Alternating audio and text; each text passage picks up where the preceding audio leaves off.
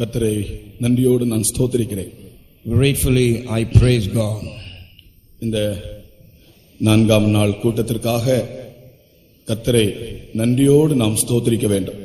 We are bound to praise God with gratitude for this 4th day meeting.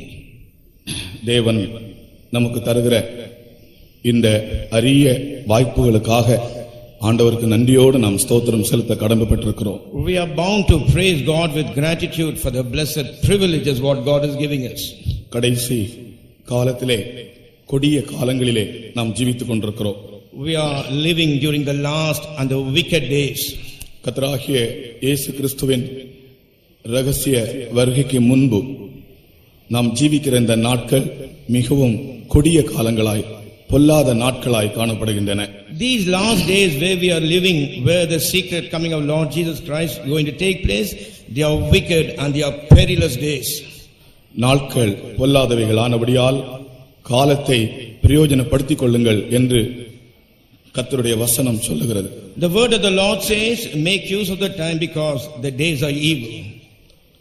ஒரு கொடிய காலத்தில் ஜீவிக்கிற ஜனங்கள் காலத்தின் கொடுமையை, அந்த கொடிய தன்மையை விளங்கிக் கொண்டு தேவனோடு இன்னும் இன்னும் அதிகமாக நெருங்கி கிட்டி சேர வேண்டும். People were living in this wicked period, knowing the terribleness of that period, they had to draw closer and closer to God. கர்த்தருடைய வசனத்தின்படியே தீர்க்க தரிசனங்களின் நிறைவேறுதலாகவே இந்த நாட்கள் ஒரு தீவிரவாதத்தின் நாட்களாய் இருக்கின்றன. According to the word of God and according to the promise what God has given us, these are the days of terrorism. நான் எப்போதும் இந்த கொடிய காலங்களுக்கு தீவிரவாதத்தின் காலம் என்றுதான் சொல்லுவேன். Always for these wicked days I used to term it as the day of terrorism. இந்த நாட்களில் தீவிரவாதங்கள் அதிகமாக நடைபெறுகிற நாட்களாக இருக்கிறது. These are the days where the terrorism is on the தெரியுமே தீவிரவாதங்கள் ஏன் உலகத்தில் அதிகமாகிறது? You all know very well as to why the terrorism is on the increase on this earth. மனிதனுடைய இருதய கடினத்தின் நிமித்தம்தான். It is because of the hardness of the heart of man. மனிதனுடைய இருதயம் கடினமாக தீவிரவாதங்கள் இன்னும் பெருகிக் கொண்டே இருக்கும்.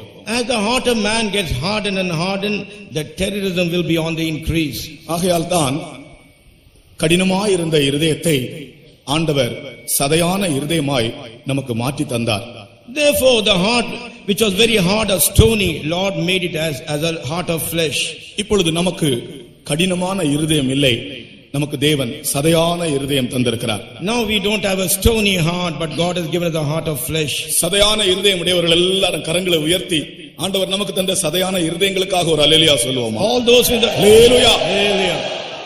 ஒரு காலத்திலே நம்முடைய இருதயமும் கடினமாகத்தான் இருந்தது. Once even our hearts were very stony. உலகத்தில் சாத்தான் மனுஷருடைய இருதயத்தை கடினமாக்கி தீவிரவாதங்களுக்கு தூண்டி விட்டுக் கொண்டிருக்கிறான். Satan has made men's heart hard and made them to get indulged in terrorism. ஆனால் மறுபக்கத்திலே ஆவியானவர் பலமாக தேவ ஜனங்களுக்குள் கிரியை செய்து கொண்டே இருக்கிறார். But the other side, the Spirit of God mightily and with a great power is working for His people. உலகத்தில் இருக்கிறவனை பார்க்கிலும் உங்களுக்குள் இருக்கிறவர் பெரியவர். He that is in you is greater than he that is in the world. எலிசாவின் வேலைக்காரன் எலிசாவை பார்த்து சொல்லுகிறான், கதறுகிறான், புலம்புகிறான், ஆண்டவனே நாம் என்ன செய்வோம் என்று. The servant of Elisha, looking unto him, he cries and laments, Lord, what shall we do? அப்பொழுது எலிசா சொன்ன வார்த்தை, அவர்களோடு இருக்கிறவர்களை பார்க்கிலும் நம்மோடு இருக்கிறவர்கள் அதிகம். That time the words Elisha spoke unto his servant, he that is in us is greater than he that is with them. ஆண்டவனே கர்த்தாவே இவனுடைய கண்களை திறந்தருளும் என்று சொன்னான். He said, Lord, open these people's eyes. அந்த வேலைக்காரனுடைய கண்களை கர்த்தர் திறந்தபோது அக்கினி ரதங்களையும் குதிரைகளையும் அவன் கண்டான். When Lord opened the eyes of that servant, he saw fiery chariots and horses. இதனுடைய அர்த்தம் என்ன தெரியுமா? You know what is its meaning? உலகத்தில் பிசாசின் வல்லமை, அந்தகாரத்தின் வல்லமை எவ்வளவுக்கு அதிகமாய் கிரியை செய்கிறதோ அதைவிட நம் உள்ளங்களில் ஆவியானவர் பலமாக கிரியை செய்து கொண்டிருக்கிறார். More than the power of darkness and the power of the wickedness is working in this earth, our Lord works mightily in our heart. எரேமியா சொல்லுகிறான், ஆண்டவரோ பயங்கரமான பராக்கிரமசாலியாக என்னோடு இருக்கிறார். Jeremiah says, Lord is terrible and as a warrior, as a man of war is with me. ஆண்டவரோ பயங்கரமான பராக்கிரமசாலியாக என்னோடு இருக்கிறார். Lord being terrible and as a warrior is with me. அதை விசுவாசிக்கிறவர்கள் ஒரு அல்லேலூயா சொல்லுங்க. Those who believe say ஹalleluya. உலகத்தில் சாத்தான் எவ்வளவு அதிகமாய் கிரியை செய்யட்டும், no matter how much ever Satan works in this world, ஆனால் எரேமியாவை போல நாம் சொல்லுவோம், ஆண்டவரோ பயங்கரமான பராக்கிரமசாலியாய் என்னோடு இருக்கிறார். like Jeremiah, let us also say, Lord is so terrible and as a mighty warrior is with me. கர்த்தருக்கு ஸ்தோத்திரம். Praise be to God. கர்த்தருடைய வருகையிலே எடுத்துக்கொள்ளப்படுகிற அவருடைய மனவாட்டி எப்படிப்பட்டவள் என்று இன்று நான் இன்னும் சில வார்த்தைகளை சொல்ல விரும்புகிறேன். Today I would like to tell you a few words as to how the bride which is going to be caught up at the secret coming of Jesus will be. 1 தெசலோனிக்கேயர் 4ஆம் அதிகாரம் 16 முதல் 18 வசனம் வரைக்கும் வாசிப்போம். 1 Thessalonians 4th chapter, let us read from 16 to 18. ஏனெனில் கர்த்தர் தாமே ஆரவாரத்தோடும் பிரதான தூதனுடைய சத்தத்தோடும் தேவ எக்காளத்தோடும் வானத்திலிருந்து இறங்கி வருவார். அப்பொழுது கிறிஸ்துவுக்குள் மரித்தவர்கள் முதலாவது எழுந்திருப்பார்கள். பின்பு உயிரோடு இருக்கும் நாமும் கர்த்தருக்கு எதிர்கொண்டு போக மேகங்கள் மேல் அவர்களோட கூட ஆகாயத்தில் எடுத்துக்கொள்ளப்பட்டு இவ்விதமாய் எப்பொழுதும் கர்த்தருடனே கூட இருப்போம். ஆகையால் இந்த வார்த்தைகளினாலே நீங்கள் ஒருவரை ஒருவர் தேற்றுங்கள். For the Lord himself shall descend from heaven with a shout, with the voice of the archangel, and with the trump of God, and the dead in Christ shall rise first. Then we which are alive and remain shall be caught up together with them in the clouds to meet the Lord in the air, and so shall we ever be with the Lord. Wherefore comfort one another with these words. கர்த்தராகிய இயேசுவின் இரண்டாம் வருகை 3 பகுதிகளாய் இருப்பதாக நான் நேற்று சொன்னேன். Yesterday I told you the second coming of Lord Jesus Christ is divided into 3 parts. முதல் பகுதி ரகசிய வருகை. The first part is secret coming. அவர் திருடனை போல் வருவார் என்றுதான் வேதம் சொல்லுகிறது. The Bible says he will come like a thief. அது அவருடைய மனவாட்டியை சேர்த்துக்கொள்ள, அவருடைய சம்பத்தை சேர்த்துக்கொள்ள அவர் வருகிற அவருடைய வருகை. That is coming is to gather his treasure or to gather his bride. அவருடைய வருகையின் இரண்டாம் பகுதி உபத்திரவ காலத்தின் முதல் 3.5 வருஷத்தின் முடிவிலே உபத்திரவ காலத்து இரத்த சாட்சிகளை சேர்த்துக் கொள்ளும்படியாக வெண்மையான மேகத்திலே கருக்கான அறிவாளுடன் அவர் தோன்றுவார்.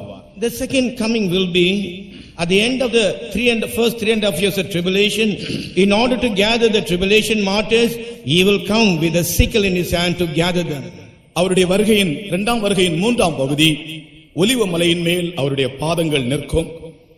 Third of his second coming his feet will rest upon Mount Olive. கர்த்தருக்கு ஸ்தோத்திரம். Praise be to God. நாம் நம்முடைய எதிர்பார்க்குதல் அவருடைய ரகசிய வருகையிலே காணப்பட வேண்டும் என்றுதான். Our expectation is that we should be caught up at his secret coming. அவருடைய வருகை ரகசிய வருகை என்று அழைக்கப்பட்டாலும் இங்கே நாம் இப்பொழுது வாசித்த வண்ணமாக இங்கே இப்பொழுது நாம் வாசித்தது போல ஆரவாரத்தோடும் பிரதான தூதனுடைய சத்தத்தோடும் தேவ எக்காளத்தோடும் அவர் வருவதாகத்தான் நாம் வாசித்தோம். Though it is called a secret coming, but as we read here, the Lord himself shall descend from heaven with a shout, with the voice of archangel and with the trump of God. அவர் ரகசியமாய் வருகிறார். ஆனால் எப்படி வருகிறாராம்? ஆரவாரத்தோடும் தேவ எக்காளத்தோடும் பிரதான தூதனுடைய சத்தத்தோடும் வருகிறார். He is coming secretly, but you know how he is coming? He is coming with a shout, with the voice of the archangel and with the trump of God. இந்த ஆரவாரம் என்றால் என்ன? What do you mean by the shout? இந்த ஆரவாரம் என்பது ஜெயத்தின் அல்லாவிட்டால் மகிழ்ச்சியின் ஆரவாரம். This shout is a shout of victory or a shout of joy. தேவன் கொடுத்த பிரமாணங்களை கையில் எடுத்துக்கொண்டு மலையிலிருந்து இறங்கி வந்தார்கள் மோசேயும் யோசுவாவும். Moses and Joshua holding the commandments what God has given in the hand, they descended down from mountain. இந்த படத்திலே பாருங்கள், மலையிலே இருந்து பெற்றுக்கொண்ட அந்த மகத்துவமான பிரமாணங்களை கையில் ஏந்தி கொண்டு மலையிலிருந்து கீழே இறங்கி வந்து கொண்டிருக்கும் போது யோசுவாவின் செவிகளிலே பாளையத்தில் ஒரு ஆரவாரம் கேட்டது. You see in this picture Moses carrying the tables of stone which was given to him by God while he is coming down from the mountain. Joshua was able to hear the shout of joy from the mountain. நான் अनेक நாட்கள் நினைத்துக் கொண்டிருந்தேன், யோசுவாவினுடைய செவியில் தான் அந்த சத்தம் கேட்டது மோசேயினுடைய செவியில் முதலாவது கேட்கவில்லை என்றுதான் நான் சில காலங்கள் நினைத்துக் கொண்டிருந்தேன். Some time ago I used to think that this shout was only heard in the ears of Joshua, but it could not be heard by Moses. இந்த ஆரவார சத்தம் என்றால் என்ன? What do you mean by this voice of shout? அதை குறித்து விளக்கும்படியாக நான் இதை உங்களுக்கு சொல்லுகிறேன். In order to explain you, I will tell you now. யோசுவா சொல்லுகிறார், பாளையத்திலே ஒரு ஆரவாரம் கேட்கிறது. Joshua says, I hear a shout in the camp. அப்பொழுது மோசே கூறுகிறார், That time Moses says, அது ஜெயதோனியும் அல்ல, that is not a அபஜெயதோனியும் அல்ல, அது பாடலின் சத்தம் என்று சொல்லுகிறார். Moses says, neither it is a shout of victory, nor is a shout of defeat, but it is a voice of பாடலின் சத்தம் கேட்கிறது. that is the voice of singing, he says. யோசுவாவினுடைய செவிகளிலே ஆரவார சத்தமாய் அது கேட்டது. ஆனால் மோசே இந்த சத்தத்தை கேட்டது மட்டுமல்ல, அந்த சத்தம் என்ன சத்தம், ஜெயதொனியா அல்லது அபஜெயதொனியா என்று வகையறுக்கக்கூடிய ஞானமும் மோசேயினிடத்தில் காணப்பட்டது. This Joshua heard only the shout of victory in his ears, but Moses had the discerning power to know whether it is a shout of victory or it is a shout of defeat. மோசே சொல்லுகிறார், யோசுவாவே அந்த சத்தம் எது தெரியுமா? அது ஜெயதொனியும் அல்ல, அது அபஜெயதொனியும் அல்ல, அது பாடலின் சத்தம் என்று சொன்னான். Moses is telling to Joshua, this shout is not neither a shout of victory nor a shout of defeat, but it is the voice of singing. கர்த்தராகிய இயேசு கிறிஸ்து ரகசியமாய் வெளிப்படும்போது கேட்கிற ஆரவார சத்தம் அது ஜெயதொனி. அன்றுதான் கர்த்தராகிய இயேசு கிறிஸ்துவினுடைய கிரியைகள் எல்லாவற்றுக்கும் ஒரு ஜெயத்தை அவர் காண்கிறார். மனுஷனிலே தொடங்கின வேலை பூர்த்தி ஆயிற்று. அவர் அவருடைய மனவாட்டியை கண்களால் காண்கிறார். அது ஒரு ஜெயம். அந்த ஜெயத்தின் மகிழ்ச்சியின் ஆர்ப்பரிப்பு தான் அந்த ஆரவார சத்தம். When Lord Jesus Christ is going to appear in the clouds, there will be a shout of victory.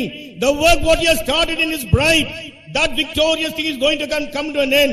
That is the voice of the shout. நான் சொல்லுகிறேன், இந்த நாட்களிலே நாம் ஒவ்வொருவரும் ஆண்டவருடைய வருகைக்காக ஆயத்தமாகிற ஒரு அனுபவம் இருந்தால் நம்முடைய இருதயத்திற்குள் இந்த ஆரவார சத்தம் இந்த நாட்களில் தொனிக்கிறதை நாம் கேட்கலாம். I will tell you now, if we have the preparedness to be caught up with the secret coming of Jesus, in our heart we'll be able to see the voice of shout of victory being rung. ஒரு வினாடி உங்களுக்கு நான் கொடுக்கிறேன். உங்கள் இருதயங்களில் இந்த நாட்களில் தொனிக்கிற சத்தம் ஜெயதொனியா அல்லது அபஜெயதொனியா அல்லது விக்கிரகாராதனை பாடலின் சத்தமா? எந்த சத்தம் இந்த நாட்களில் உங்களுடைய இருதயத்தில் தொனிக்கிறது? I will give you few moments, just ponder about it and see in your heart whether the shout of ringing is a shout of victory or is a shout of defeat or the songs of idolatry or what it is. You just think about it. இயேசு கிறிஸ்துவினுடைய ரகசிய வருகையின் போது ஆரவார சத்தம் தொனிக்குமே, அந்த சத்தம் இன்றைக்கே நம்முடைய இருதயத்தில் தொனிக்க வேண்டும். உன்னுடைய இருதயத்தில் தொனிக்கிற சத்தம் என்ன? இந்த 4ஆம் நாள் கூட்டத்திலே நீ உன்னோடு ஒரு கேள்வியை கேட்பாயாக. When Lord Jesus Christ appears, there will be a shout.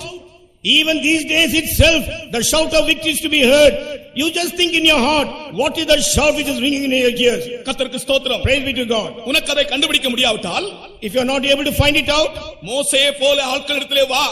உன்னுடைய இருதயத்திற்குள் தொனிக்கிற சத்தம் ஜெய சத்தமா, தோல்வியின் சத்தமா அல்லது விக்கிரகாராதனையின் சத்தமா என்று சரியாக நிதானித்து மோசே உனக்கு சொல்லி தருவான். You come and approach the people who are like Moses.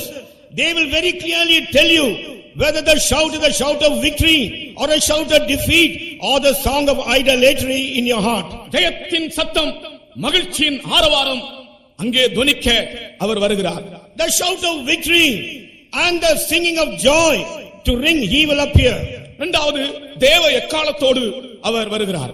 Secondly, he will come with the trump of God.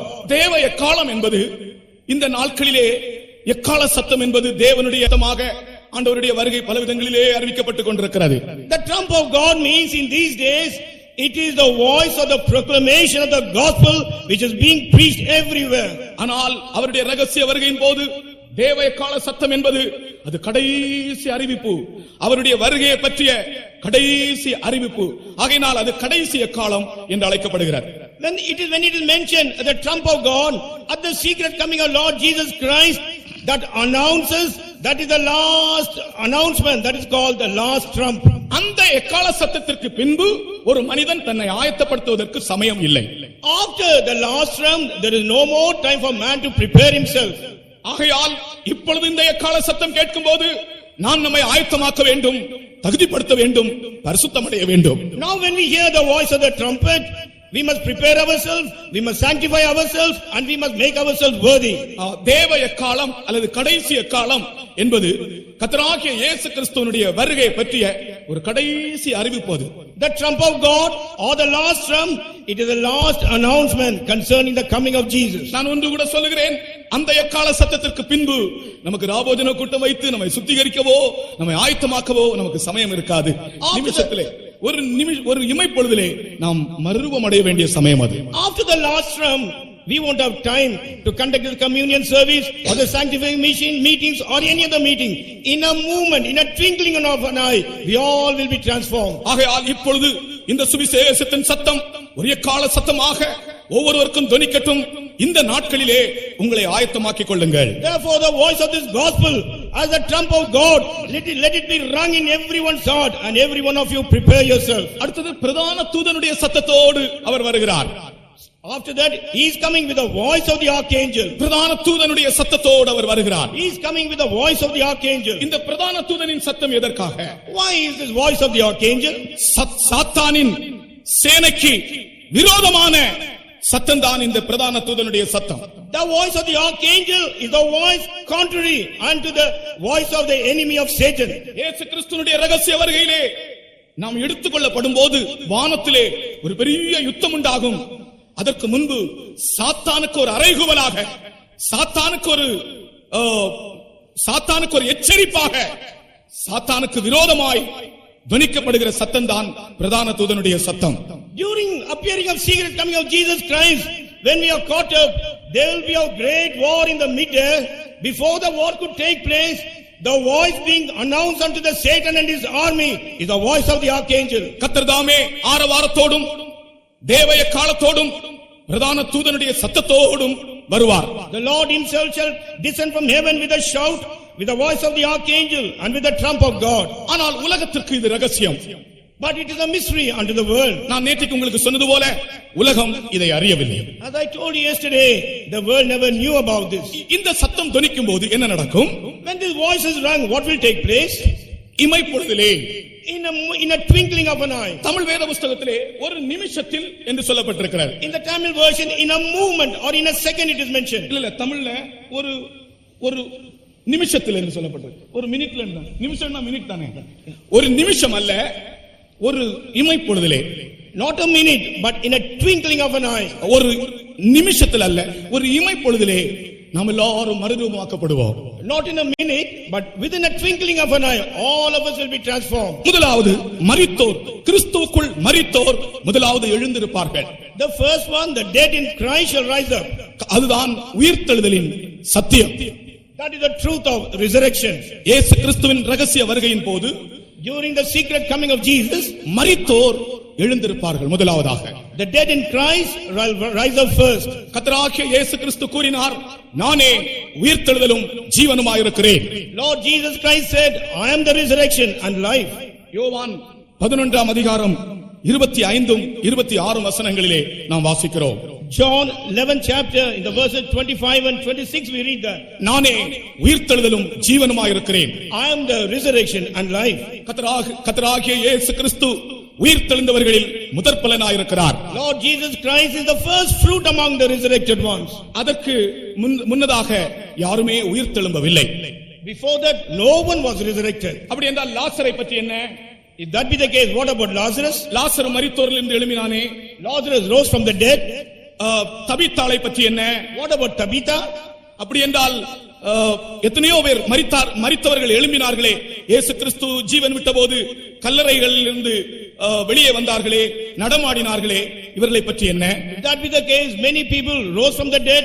When Jesus gave his ghost on the cross, many graves were opened and all the dead souls came out and moved about. How about them? இதற்கெல்லாம் ஒரே பதில், அவர்கள் எழும்பினார்கள் என்றால் அவர்கள் மீண்டும் மரித்திருப்பார்கள். Only one reply and answer for all these things. if they are risen again, they will die. அது உயிர்த்தெழுதல் அல்ல. That is not resurrection. ஆனால் உயிர்த்தெழுந்து இதுவரைக்கும் ஜீவனோடு இருக்கிறவர் கர்த்தராகிய இயேசு கிறிஸ்துதான். He who was resurrected until now is alive is only Lord Jesus Christ. அவரே மரணத்தை பரிகரித்தவர். He only abolished death. அவர் மரணத்தை ஜெயமாய் விழுங்குவார் என்று ஏசாயா தீர்க்கதரிசனம் கூறினார். Isaiah prophesied that he will swallow death in victory. மரணத்தை அவர் ஜெயமாய் விழுங்குவார். He will swallow death in victory. அப்படியே மரணத்தையும் பாதாளத்தையும் ஜெயித்து உயிரோடு எழும்பினார் கர்த்தராகிய இயேசு கிறிஸ்து. In the same way, he overcame death and hell and he rose up alive. That is Lord Jesus Christ. இயேசு கிறிஸ்து அல்லாமல் மரித்து எழும்பினவர்கள் யாருமே இல்லை இல்லை இல்லை, அதுதான் சத்தியம். Other than Lord Jesus Christ, no one died and they were resurrected, and that is the truth and the truth. அவர் உயிர்த்தெழும்பினது போல As he got resurrected, அவருடைய மணவாட்டியும் உயிரோடு எழும்புகிறார். his bride also will rise up from the dead. அவருடைய வருகையிலே அவருக்கு சொந்தமானவர்கள் உயிர்ப்பிக்கப்படுவார்கள். At his coming, they that are his, they will be resurrected. இந்த உலகத்தில் அவருக்கு சொந்தமானவர்கள் என்று சொல்வது ஒரே ஒரு கூட்டத்தினர் தான். In this world, those people who say they that are his is only one group of people. இந்த உலகத்திலே இயேசுவுக்கு சொந்தமான எதுவுமே இல்லை. On this earth, the thing which is owned by Jesus is nothing else. இயேசு கிறிஸ்துவுக்கு ஒரு சொந்த வீடு இல்லை. Jesus had no own house. பஸ்கா ஆசரிக்கும்படியாக கூட ஏதோ ஒரு வீட்டை போய் கேளுங்கள் என்று சொன்னார்.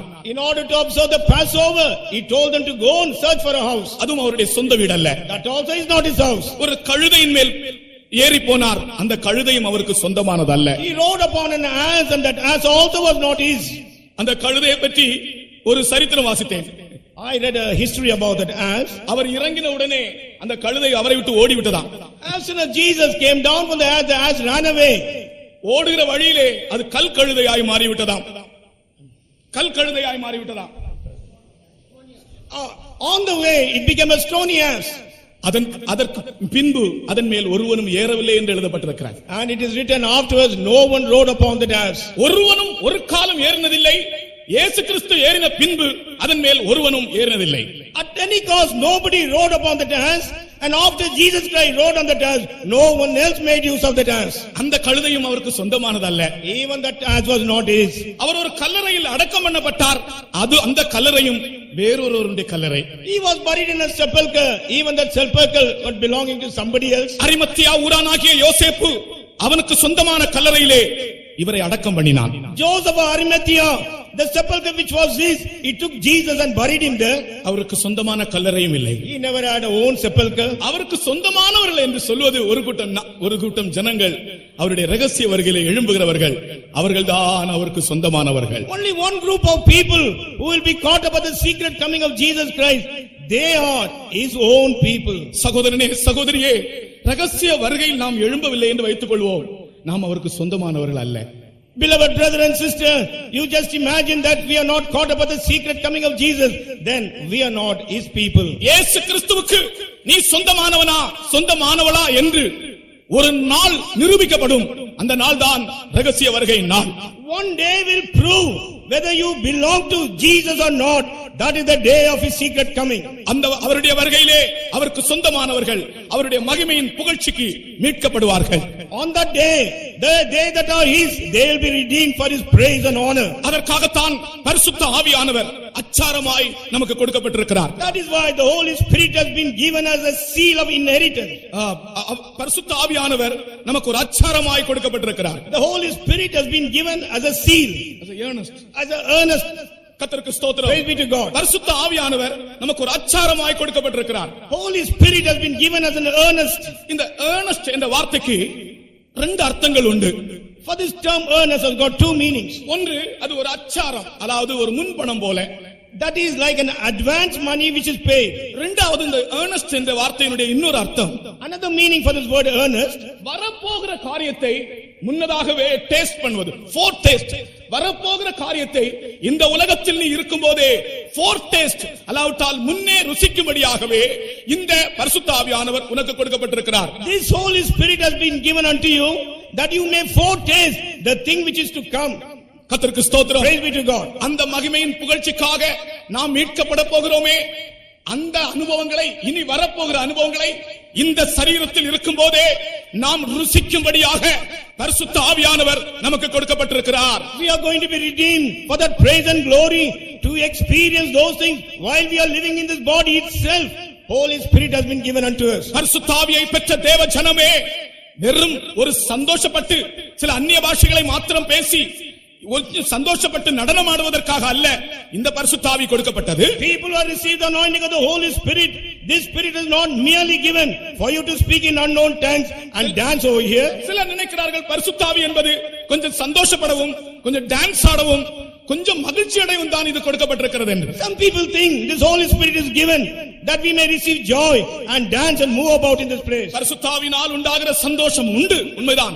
It is true that there is a joy of the Holy Spirit. ஆனால் இந்த பரிசுத்த ஆவியின் அபிஷேகம் கொடுக்கப்பட்டதன் நோக்கம் இந்த சரீரத்தில் நீ இருக்கும்போதே இனி வரப்போகிற காரியங்களை ருசிக்கும்படியாக இந்த பரிசுத்த ஆவியின் அபிஷேகம் வல்லமை உனக்கு கொடுக்கப்பட்டிருக்கிறது. The purpose of God giving you the anointing of the Holy Spirit is that while we live in this body itself, that we may foretaste the thing which is to come in us. ஆகையினால் தான் இந்த பரிசுத்த ஆவியானவருக்கு அச்சாரம் என்கிற வார்த்தை உபயோகிக்கப்பட்டிருக்கிறது. That is why the term earnest has been given unto this Holy Spirit.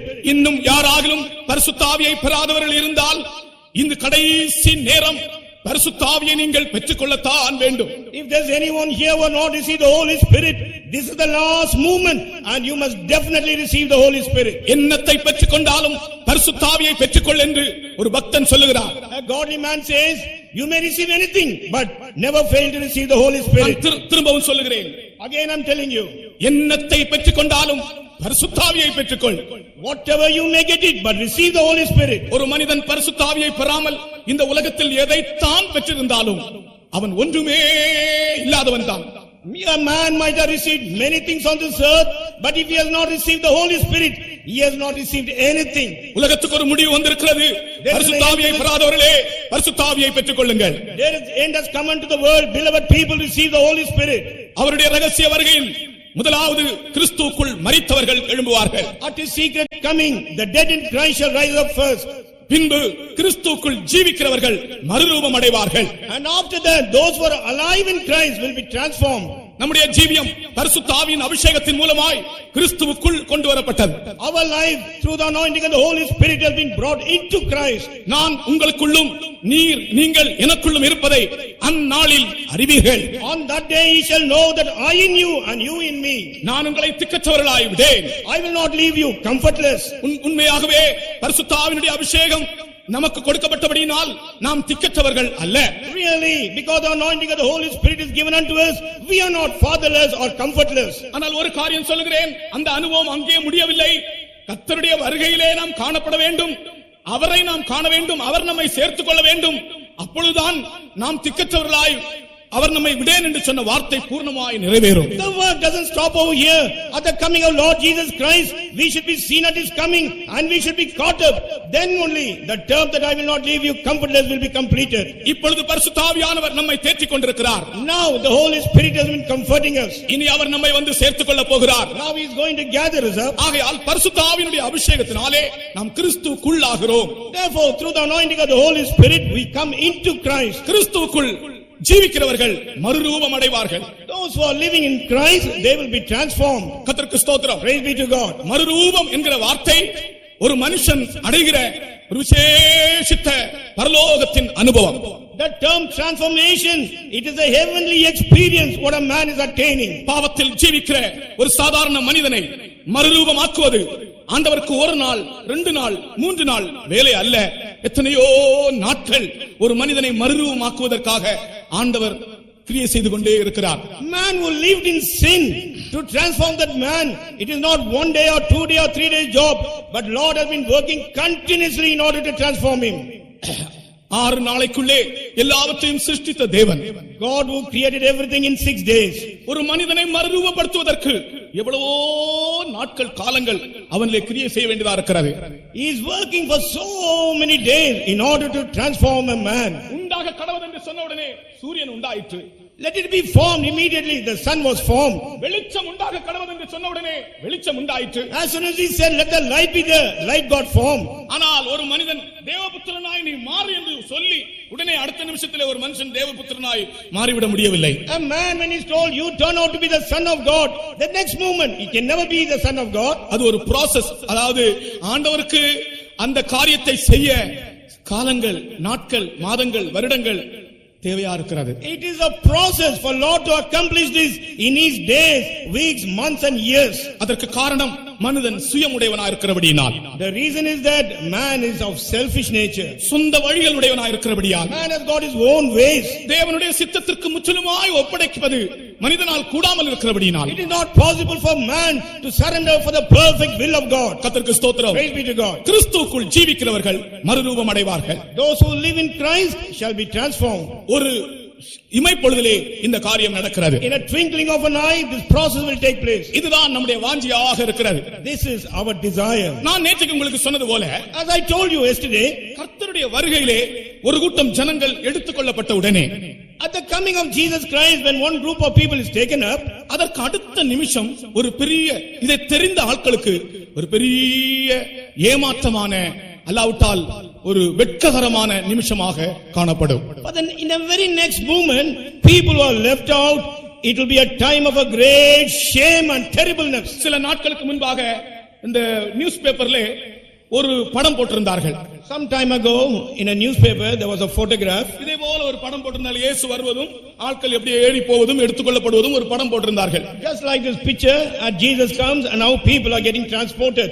இதே ஒரு விசுவாசி ஏழை சகோதரன், அவருக்கு அவ்வளவு சிந்திக்க முடியவில்லை. பேப்பர் எடுத்து வாசித்து அவர் நினைத்து விட்டார், இயேசு வந்து விட்டார், இயேசுனுடைய ரகசிய வருகை நடந்து விட்டது, ஆகையால் பேப்பர்ல நியூஸ் வந்திருக்கிறது என்று சொல்லி அவரும் அவருடைய மனைவியும் அழுது அழுது அழுது அழுது பெரிய துக்க வீடு போல அழுது கடைசியில் விசுவாச விட்டு ஓடி வந்தார்கள். A brother, poor brother, was totally ignorant. When he saw the news in the paper, he thought the secret coming of Jesus has taken place. He along with his wife wept bitterly, and finally they landed in the faith home. சின்சியரான ஆட்கள், உண்மையான இருதயம் உள்ளவர்கள், அவர்கள் நினைத்து விட்டார்கள் இயேசு வந்து விட்டார், ஆகையால் படம் போட்டிருக்கிறார்கள், பேப்பர்ல வந்திருக்கிறது நியூஸ், இப்படிதான் அவர்கள் நினைத்தார்கள். ஆழ்ந்த சிந்தனையை அவர்களுக்கு செய்ய முடியவில்லை. அவர்கள் faith home-ல வந்து என்ன சொல்கிறார்கள் தெரியுமா? faith home-ல வந்த உடனே பிரதருடைய ரூமுக்கு போனார்கள், அங்கே பிரதர் இல்லை. You know, the sincere souls, they are not able to comprehend anything. As soon as they saw the picture in the newspaper, they thought the secret coming of Jesus has taken place. That is why they have published this news, crying. You know, when he came to the faith home, they came and approached the brother, and they could not see the brother of the faith home there. Brother அங்க பக்கத்துல எங்கேயோ போயிருக்கிறார். Brother was moving about somewhere else. Room திறந்திருக்கிறது. The room was open. இது இவர்களுக்கு இன்னும் கொஞ்சம் கூட உறுதிப்படுத்தி விட்டது இயேசு வந்து விட்டார் என்று. They became assured, yes, Jesus has really come. அங்கிருந்து கிச்சனுக்கு போனார்கள். From there they went to kitchen. கிச்சன்ல ரெண்டு சகோதரிமார் இருக்கிறார்கள். Two sisters were there in the kitchen. அவர்கள் சிஸ்டர்ஸ் கிட்ட போய் சொல்லுகிறார்கள், சிஸ்டர், கர்த்தர் வந்துட்டார், நாம் கைவிடப்பட்டு போயிட்டோம்.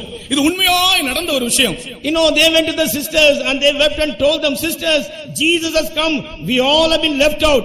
This is the incident which took place really. கண்ணீரோடு, with tears, தவிப்போடு, with turmoil, அங்கலாய்ப்போடும் ஏமாற்றத்தோடும், and with a great shame and with a defeat. Sisters இத கேட்ட உடனே, ஊழியக்காரங்கள் தானே, என்ன சொல்றதுன்னு தெரியாது. அவர்களும் நினைத்தார்கள், ஒருவேளை கர்த்தர் வந்துட்டாரா, இவர்கள் அழுகிறதை பார்த்து நம்ம கைவிடப்பட்டு போயிட்டோமா என்று. You know, the sister, they were not able to say what to say unto them. Even they thought Jesus would have come and we have been put to shame and we have been left out. பிரியமானவர்களே, இப்படி இவர்கள் பேசிக்கொண்டே இருக்கும்போது brother அங்கிருந்து வருகிறார். Beloved, while these people were talking, brother was coming that side. உடனே இந்த ரெண்டு விசுவாசிகளும் சொல்கிறார்கள், பிரதர், நம்ம கைவிடப்பட்டு போயிட்டோம், கர்த்தர் வந்துட்டார். Both the believers telling the brother, we have been left out because Jesus has already come.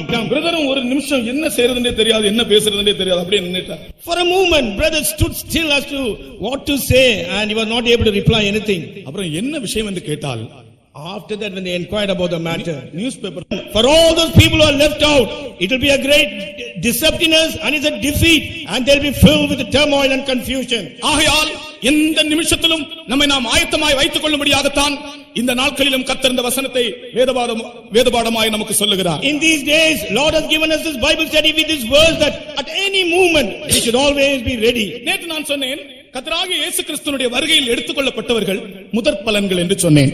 I told you yesterday, those who have been caught up at the secret coming of Jesus, they are the first fruits. கர்த்தருக்கு ஸ்தோத்திரம். Praise be to God. அவருடைய மணவாட்டி முதற் பலன் என்று அழைக்கப்படுகிறாள். His bride is called as the first fruit. நான் இன்றைக்கு இன்னொரு காரியம் சொல்லுகிறேன். Today I will tell you another thing. கர்த்தருடைய வருகையில் எடுத்துக்கொள்ளப்படுகிற மணவாட்டியை பற்றி உன்னத பாட்டு 6 அதிகாரம் 9 வசனம் சொல்லுகிறது. ஒருத்தியே என்று சொல்லுகிறார். Concerning the bride who have been caught up at the coming of the Lord, in Songs of Solomon 6th chapter 9th verse, he says, my dove, my undefiled is but one. அவருடைய மணவாட்டி எப்படிப்பட்டவள்? What kind of bride it is? அந்த வசனத்திலே 3 தன்மைகள் கூறப்பட்டிருக்கிறார். In this verse 3 qualities have been mentioned. வாசிப்போம். என் புறாவோ என் உத்தமியோ ஒருத்தியே, அவள் தன் தாய்க்கு ஒரே பிள்ளை, அவள் தன்னை பெற்றவளுக்கு அருமையானவள். My dove, my undefiled is but one, she is the only one of her mother. N புறாவோ N உத்தமியோ ஒருத்தியே, my dove, my undefiled is but one. இதுல 3 தன்மைகள் காண்கிறோம். Here we see 3 qualities. ஒன்று, அவள் ஒரு புறா. First thing is dove. இன்னொன்று, அவள் உத்தமி. Second thing, she is undefiled. இன்னொன்று, அவள் ஒருத்தி. And third thing, she is but one. இந்த புறா என்றால் என்ன? What do you mean by this dove?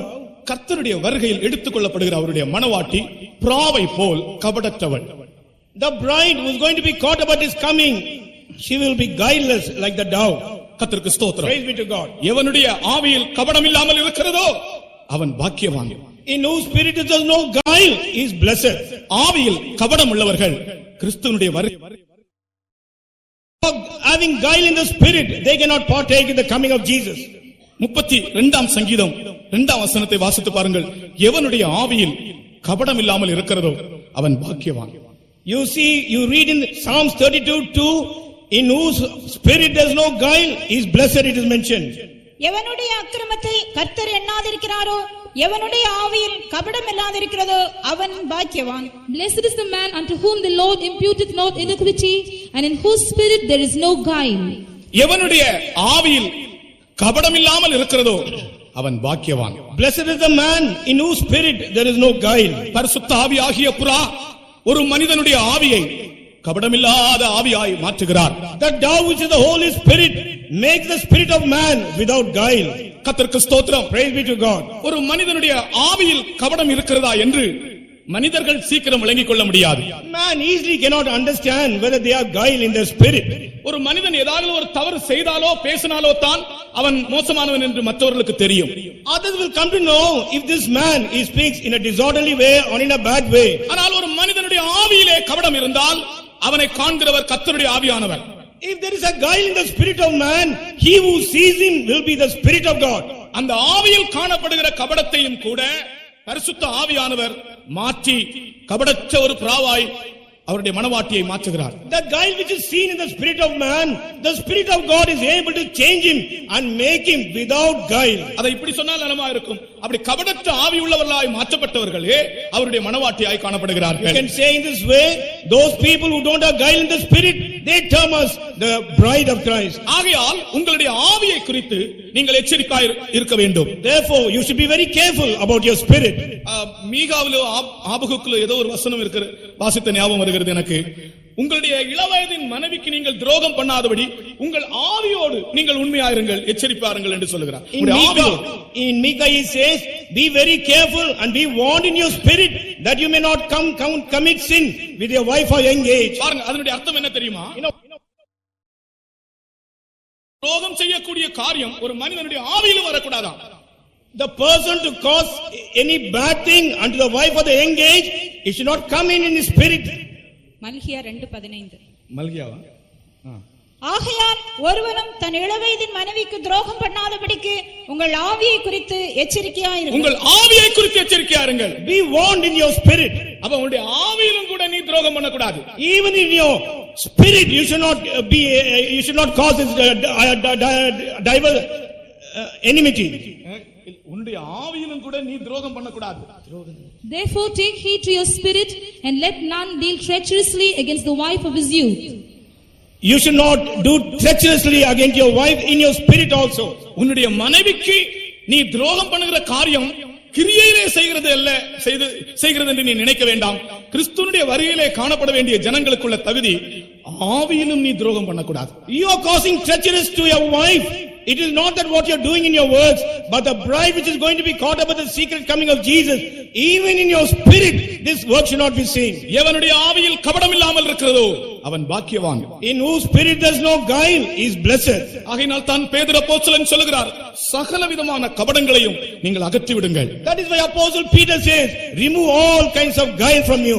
1 பேதுரு 2ஆம் அதிகாரம் 2ஆம் வசனம். 1 Peter 2nd chapter verse 2. சகலவிதமான கபடங்களையும், சகல துர்க்குணத்தையும் சகலவித கபடத்தையும், Wherefore laying aside all malice and all guile. வாசிங்க. வஞ்சகங்களையும் பொறாமைகளையும் சகலவித புறங்கூறுதலையும் ஒழித்துவிட்டு, removing it or abolishing it. ஒழித்து விடுங்கள். Abolish it. அப்போஸ்தலனாகிய பவுல் சொல்கிறார், நான் ஒழித்து விட்டேன். Apostle Paul says, I abolished it. குழந்தையா இருந்தபோது குழந்தையை போல் பேசினேன், சிந்தித்தேன். இப்பொழுது நான் புருஷனான போதோ குழந்தைகளுக்குரியவதை ஒழித்து விட்டேன். ஒழித்து விடுகிற காரியங்கள் உண்டு. When I was a child, I spake like a child, I walked like a child. But when I became man, I put away the childish things. ஆவியானவர் ஒழித்து விடுகிற காரியம் அல்ல, நானே ஒழித்து விட்டேன் என்று தான் சொல்லுகிறார். It is not that the Spirit of God removes it. I myself has put it away, he says. சகல விதமான கபடங்களையும் வஞ்சகங்களையும் புறங்கூறுதல்களையும் ஒழித்துவிட்டு புதிதாய் பிறந்த குழந்தைகளைப் போல களங்கமில்லாத ஞானப்பாலின் மேல் வாஞ்சியாயிருங்கள். Removing all kinds of malice, all kinds of guile and hypocrisy, and as a newborn babe desire the sincere milk of the word of God. அடுத்ததாக இவள் உத்தமி, என் புறாவோ என் உத்தமியோ. Secondly, she is called undefiled. உத்தமி என்று சொன்னால் அவள் கற்புள்ள கன்னிகை. Undefiled means she is a chaste virgin. கர்த்தருக்கு ஸ்தோத்திரம். Praise be to God. உத்தமி என்று சொன்னால் அவள் கற்புள்ளவள், அவளுடைய கற்புக்கு களங்கம் ஏற்படவில்லை. When it is Simplicity that is in Christ. உங்களுடைய மைண்ட் கரெக்ட் ஆக கூடாது. உங்களுடைய மனது அந்த கற்பில் இருந்து விலக்கப்படக்கூடாது. Your mind should not be corrupted or come away from the chastity. அவள்தான் உத்தமி. She is undefiled. கர்த்தருக்கு ஸ்தோத்திரம். Praise be to God. அடுத்தது அவள் ஒருத்தி. Thirdly, she is but one. என் புறாவோ என் உத்தமியோ ஒருத்தி. My dove, my undefiled is but one. கன்னிகைகளுக்கு கணக்கில்லை. There is no number at all for that. ராஜஸ்திரீகள் 60 பேர், மறுமனையாட்டிகள் 80 பேர், கன்னிகைகளுக்கு கணக்கில்லை. என் புறாவோ என் உத்தமியோ ஒருத்தியே. There are many wives, many concubines, but my dove, my undefiled is but one. இன்றைக்கு பல இடங்களிலே பல சபைகள் கோடுகள் வைத்து பல சபைகள் இருந்தாலும் கர்த்தருடைய வருகையிலே எடுத்துக்கொள்ளப்படுகிறவள் ஒருத்தி. அந்த ஒருத்தியாக நாம் மாற வேண்டும். Today there may be many churches, many worshiping places, but at the coming of Jesus Christ we should become one to be caught up at the secret coming. N புறாவோ N உத்தமியோ ஒருத்தியே. My dove, my undefiled is but one. ஒருத்தி என்றால் அர்த்தம் என்ன? What is the meaning of saying but one? அவள் ஒன்றாக்கப்பட்டவள். அவர்கள் ஒரே உபதேசத்தினால், ஒரே வசனத்தினால், ஞான போஜனத்தினால் அவர்கள் ஒன்றாக்கப்பட்டவர்கள். ஒப்புரவாக்குதலின் சுவிசேஷத்தாலும் ஒப்புரவாக்குதலின் ஊழியத்தாலும் ஒன்றாக்கப்பட்டவர். அதான் ஒருத்தி. With the ministry of reconciliation, with the ministry of perfection, they all made unified and made as one. கர்த்தருக்கு ஸ்தோத்திரம். Praise be to God. எல்லாரும் ஒரே ஞான போஜனத்தை புசித்தார்கள். Everyone ate the same spiritual meat. வனாந்தரத்தில் வந்த இஸ்ரவேல் அனைவருக்கும் ஒரே ஞான போஜனம். All the Israelites who came into the wilderness, the same spiritual meat. இயேசு கிறிஸ்துவினுடைய வருகையிலே எடுத்துக்கொள்ளப்படுகிறவர்கள் எல்லாருக்கும் ஒரே உபதேசம். All those who are caught up at the secret coming of Jesus Christ, one doctrine. ஆகையினால் தான் நாம் ஒரே ஞான போஜனத்தை புசிக்கிறவர்களாய் மாற வேண்டும். That is why we should be changed as a people eating only one spiritual meat. 1 கொரிந்தியர் 10ஆம் அதிகாரத்திலே நாம் வாசிக்கிறோம் அதை பற்றி. Concerning that we read in 1 Corinthians 10th chapter. நம்முடைய பிதாக்கள் எல்லாரும் மேகத்துக்கு கீழாய் இருந்தார்கள். All our forefathers, they were under the cloud. எல்லாரும் ஒரே ஞான போஜனத்தை புசித்தார்கள். All of them ate one spiritual meat. இத்தனை லட்சம் ஜனங்களுக்கும் ஒரே சாப்பாடு. For these many lakhs of people, one food. இன்னைக்கு நம்முடைய வீடுகளுக்கு எல்லாம் வந்தால், சாதாரணமா நம்முடைய வீட்டுக்கு வந்தால் ஒரு ஆளுடைய வீட்டுல சப்பாத்தி இருக்கும், ஒரு ஆளுடைய வீட்டுல சோறு இருக்கும், இன்னொரு ஆளுடைய வீட்டுல இன்னும் சாப்பாடு நிறைய வித்தியாசமான சாப்பாடு இருக்கும். You know, when you come and visit the houses, in one house you'll have rice, other house chapati, and different dishes will be there. ஆனால் இஸ்ரவேலரை நீங்கள் விசாரித்தால் வனாந்தரத்திலே யாருடைய வீட்டிலே போனாலும் மன்னா மன்னா மன்னா, எந்த வீட்டுக்கு போனாலும் மன்னா. When you inquire the Israelites in the wilderness, in whichever house you go inside, only manna, manna, manna only. ஒரே ஞான போஜனத்தை புசித்தார்கள். They ate only one spiritual meat. அதுபோல ஒப்புரவாக்குதலின் உபதேசத்தை எங்களுக்கு தேவன் ஒப்படைத்தார். அந்த ஒப்புரவாக்குதலின் உபதேசத்தின் மூலமாய் நாங்கள் உங்களுக்கு புத்தி சொல்லுகிறோம், ஒப்புரவாகுங்கள் என்று சொல்லுகிறோம் என்று பவுல் அப்போஸ்தலன் எழுதி வைத்திருக்கிறார். Saint Paul has written down and kept, God has handed over the doctrine of reconciliation unto us, and we are preaching unto you the doctrine of reconciliation. Therefore you be reconciled, he says. அப்போஸ்தலர்கள் பிரசங்கித்த அதே உபதேசத்தோடு நீ ஐக்கியப்பட்டால் நீ கிறிஸ்துவினுடைய மனவாட்டியாய் மாறுவாய். That same teaching where apostles preached, and if you have the fellowship in the doctrine, you will turn out to be the bride of Christ. N புறாவோ N உத்தமியோ ஒருத்தியே. My dove, my undefiled is but one. கர்த்தருக்கு ஸ்தோத்திரம். Praise be to God. இதுதான் எடுத்துக்கொள்ளப்படுகிற மனவாட்டியினுடைய இன்னொரு தன்மை. This is the quality of the bride who is going to be taken up. இனி அடுத்ததாக இவள் எப்படிப்பட்டவள் என்று இன்னொரு வார்த்தை கூட சொல்லுகிறேன். Secondly, what kind of bride it is, I will tell you in other words. உன்னத பாட்டு 4ஆம் அதிகாரம் 7ஆம் வசனத்திலே, In Songs of Solomon 4th chapter verse 7, என் பிரியமே நீ பூரண ரூபவதி, உன்னில் பழுதொன்றும் இல்லை. Thou art all fair, my love, there is no spot or no blemish in thee. என் பிரியமே நீ பூரண ரூபவதி, உன்னில் பழுதொன்றும் இல்லை. My love, thou art all fair, there is no blemish at all in thee. கர்த்தராகிய இயேசு கிறிஸ்துவின் ரகசிய வருகையிலே எடுத்துக்கொள்ளப்படுகிற மனவாட்டியில் ஒரு பழுதும் இல்லை, ஒரு குறைவும் இல்லை. The bride of Christ which is going to be caught up at the secret coming of Jesus Christ, there is no spot, there is no blemish at all in her. அதுதான் பழுதில்லாத பூரணத்தை காண்பிக்கிறார். That is the perfection, unblameable.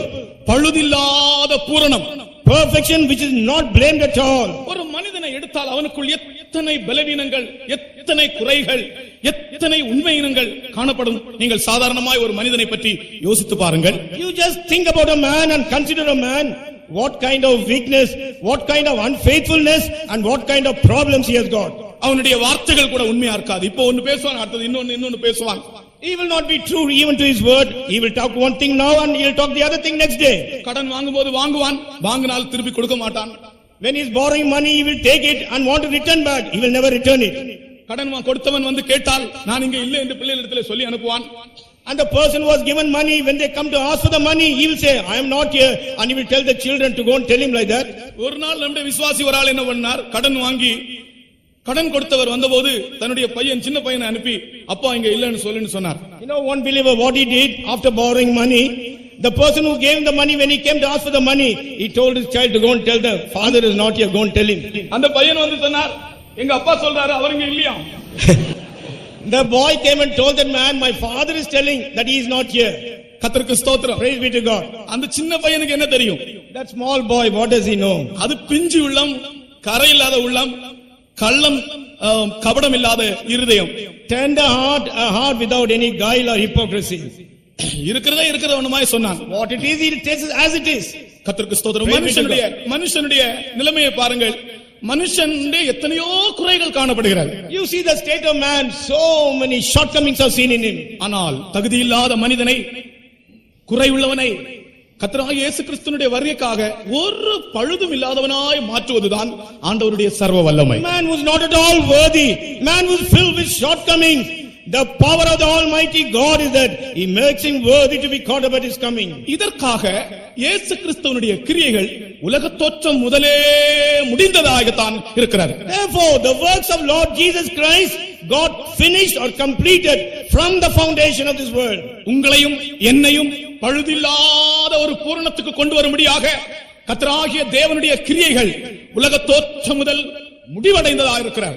To bring you and me to unblameable perfection, the work of Jesus Christ got completed from the foundation of this world. கர்த்தருக்கு ஸ்தோத்திரம். Praise be to God. ஆனால் அவர் சிலுவையிலே வந்து தான் செய்ய வேண்டியதெல்லாம் செய்து முடித்து முடிந்தது என்று சொன்னார். But when he came on the cross, after completing everything, he says, everything is finished. முடிந்தது என்று சொன்னார். He says it is finished. அந்த முடிந்தது என்று சொன்ன வார்த்தை மூல பாஷையிலே அந்த வார்த்தை ஒரு அர்த்தமுள்ள வார்த்தையாக இருக்கிறது.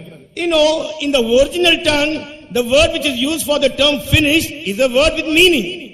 முடிந்தது என்ற வார்த்தை டெட்லஸ்டாய் அதான் அதனுடைய ஒரிஜினல் மூல பாஷையிலே அந்த வார்த்தை உபயோகிக்கப்பட்டிருக்கிறது. In the original tongue it is used as tetelestai.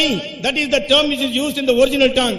அந்த வார்த்தை அந்த நாள் பழக்க வழக்கங்களில் 3 இடங்களில் உபயோகித்தார்கள். In those days, in the usual practices, this term was used in 3 places. அதாவது ஒரு ஆர்டிஸ்ட் ஒரு படத்தை வரைகிறான். An artist is drawing out a picture. அவன் அந்த படத்தை வரைந்து எங்கே குறை இருக்கிறதோ அதெல்லாம் சரி செய்து எங்கே சரிப்படுத்த வேண்டும் எல்லாம் வரைத்து அதை பின்னாலே எப்படி போய் பார்த்து கடைசியிலே அதுல ஒரு பழுதும் இல்லாவிட்டால் அந்த artist சொல்வானாம் டெட்லஸ்டாய். You know, when an artist, after drawing the picture, he will go and observe it and he will make corrections and he will do everything what is required. Finally, if the picture has come according to his expectation, he will go and stand before that and say, Tetelestai. Tetelestai. கர்த்தருக்கு ஸ்தோத்திரம். Praise be to God. இரண்டாவது இந்த வார்த்தை இன்னொரு இடத்திலே உபயோகிக்கப்பட்டது. Secondly, this term was used in another place. ஒரு எஜமான் தன்னுடைய வேலைக்காரனுக்கு நீ இந்த வேலை செய் அந்த வேலை செய் என்று அவனுக்கு அநேக வேலைகளை கட்டளையிட்ட பின்பு அந்த வேலைக்காரன் போய் தனக்கு கட்டளையிட்ட எல்லா வேலையும் செய்து முடித்து அவனுடைய எஜமானிடத்திலே வந்து டெட்லஸ்டாய் என்று சொல்வானா. A master, after giving a work unto his servant when he has accomplished everything which was commanded by the master, he will come before the master and say, Tetelestai. மூன்றாவதாக இந்த வார்த்தை ஒரு ஆசாரியனிடத்திலே பலி மிருகமாக ஒரு மிருகம் கொண்டு போகப்பட்டால் அந்த மிருகத்தை அந்த ஆசாரியன் மிகவும் உன்னிப்பாக கவனித்து எங்கேயாவது பழுது இருக்கிறதோ என்று பார்த்து ஒரு பழுதும் இல்லாவிட்டால் அந்த ஆசாரியன் டெட்லஸ்டாய் என்று சொல்வான். Animal for sacrifice, when he is taken unto the priest will examine the animal to find out whether this animal having any blemish or any spot, anything like that. After finding out completely, it is very nice for sacrifice. The priest will say, Tetelestai. ஒரு பழுதும் இல்லை. There is no blemish at all. இதுதான் இயேசு கிறிஸ்து சொன்ன வார்த்தை முடிந்தது. This is the term what Jesus Christ used. It is finished. முடிந்தது. It is finished. உன்னை பழுதில்லாதவனாக மாற்றும்படி இயேசு கிறிஸ்துவினுடைய கிரியைகள் உலக தோற்றம் முதலே முடிந்ததாய் காணப்படுகிறது. The works of Jesus Christ God finished right from the foundation of the world in order to make you unblameable and without spot. தன்னுடைய கிரியைகளை அவர் முடித்திருக்கும் போது நீ ஏன் கவலைப்படுகிறாய்? இந்த ஜீவியம் செய்ய முடியுமா? பூரணப்பட முடியுமா? ஜெயம் எடுக்க முடியுமா? தோல்வி இல்லாதவனா இருக்க முடியுமா என்று நீ கவலைப்பட வேண்டியது இல்லை. அவருடைய கிரியைகள் உனக்காக உலக தோற்றம் முதலே முடிந்து விட்டது. When his works has got completed right from the foundation of the world, why are you thinking it is not possible by me? Can I receive the victory? Can I be perfected and so on? என் பிரியமே, நீ பூரண ரூபவதி, உன்னில் பழுதொன்றும் இல்லை. My love, thou art all fair, there is no blemish in thee. கர்த்தருக்கு ஸ்தோத்திரம். Praise be to God. இந்த சந்தர்ப்பத்தில் நான் அப்சலோமை உங்களுக்கு முன்பாக கொண்டு வருகிறேன். During this moment I want to present Absalom before you. அப்சலோமை பற்றி ஒரு வார்த்தை எழுதப்பட்டிருக்கு. உள்ளங்கால் தொடங்கி உச்சந்தலை வரைக்கும் அவனில் ஒரு பழுதும் இல்லை என்று. Concerning Absalom it is written, from the sole of his foot till the top of his head there was no blemish in him. உள்ளங்கால் தொடங்கி உச்சந்தலை வரைக்கும் ஒரு பழுதும் இல்லாதவனாய் இருந்தானாம் Absalom. This man Absalom, right from the sole of his foot till the top of his head there was no blemish at all in him. சரீரத்திலே அவனுக்கு ஒரு பழுதும் இல்லை, ஆனால் அவனுடைய ஆத்மாவோ பழுதடைந்ததாய் காணப்பட்டது. But in his body there was no spot of blemish, but in his soul it was full of blemish. அவனுடைய ஜீவியத்தின் முடிவு மிகவும் ஒரு பரிதபிக்கப்படத்தக்கதான முடிவாயிருந்தது. The end of his life was wretched and pitiable. சரீரத்தின் அழகை நீ நம்பாதே. Don't trust in the beauty of your body. சரீரத்தில் குறைவில்லை என்று நீ திருப்தி அடையாதே. Do not be satisfied that you have no shortcomings in your body. சரீரத்தின் அழகு சௌந்தரியம் மாயையா இருக்கிறது. The beauty and the comeliness of the body is of vanity. இந்த உலகத்தின் அழகும் சௌந்தரியமும் மாயை. The beauty and the comeliness of this world, everything is vanity. அப்சலோமின் அழகும் சௌந்தரியமும் மாயையா இருந்தது. The beauty and comeliness of Absalom is vain and vanity. அவனுடைய முடிவு பரிதாபமா இருந்தது. His end was wretched. உலகத்திலே சரீரத்தில் ஒரு பழுதும் இல்லாதவர்களை இயேசு கிறிஸ்துவினுடைய மனவாட்டி ஆக்கினால், இப்போ மிஸ் வேர்ல்ட், மிஸ் இந்தியா எல்லாம் இருக்கிறாங்களே, அவங்களாம் இயேசு கிறிஸ்துவினுடைய மனவாட்டியாக சான்ஸ் உண்டு. Person who don't have any shortcomings or any blemish in the body, if they have to turn out to be a bride of Christ, means present day Miss World, Miss Universe and all the beauty people, they will turn out to be the brides. இந்த மாம்சத்தின் அழகும் இந்த மாம்சத்தின் சௌந்தரியமும் மாயை மாயை என்று தான் வேதம் சொல்லுகிறது. God says the beauty of this flesh and the comeliness of the flesh, everything is vanity, vanity and vanity. அப்சலோமனுடைய முடிவை பற்றி ஒரு 2 வார்த்தை பாடுகிறேன். I will sing in 2 words about the end of Absalom. நாங்கள் என்னுடைய சண்டே ஸ்கூல் பிள்ளைகளுக்கு அப்சலோமை பற்றி ஒரு சிறிய பாடல் சொல்லிக் கொடுத்தோம். You know, we taught our Sunday school children a song about Absalom. உலகத்தின் அழகுக்கும் சௌந்தரியத்திற்கும் அடிமையா இருக்கிறவர்கள் அப்சலோமை குறித்து கண்டு எச்சரிப்படைய வேண்டும். People who are slave unto the beauty and the comeliness of the world, looking unto Absalom, you should be warned. முடியை நீளமாய் வளர்க்கிறவர்கள் அப்சலோமை பற்றி படித்து எச்சரிப்படைய வேண்டும். People who grow the hair long, they should study about Absalom and be warned. அழகும் சௌந்தரியமும் மாயா இருக்கிறது.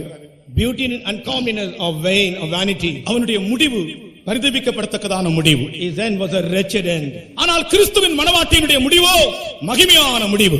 But the end of the bride of Christ is glorious. கர்த்தருக்கு ஸ்தோத்திரம். Praise be to God. சின்ன பிள்ளைகளுக்கு நாங்கள் அப்சலோமை பற்றி ஒரு சிறிய பாடல் சொல்லிக் கொடுத்தோம். For small children, we taught them a song about Absalom. அப்சலோமே அப்சலோமே